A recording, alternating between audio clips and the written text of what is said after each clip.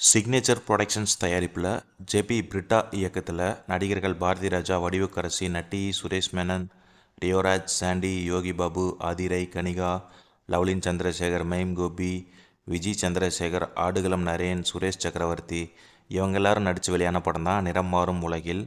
இந்த படத்தோட ரிவ்யூவை இந்த வீடியோவில் பார்க்கலாம். கதைக்களம் என்னென்னா, வாழ்க்கையில் அம்மா எவ்வளோ முக்கியங்கிறத 4 கேரக்டரோட வாழ்க்கையில் நடந்ததை வச்சு யோகி பாபு விவரிக்கிறாரு.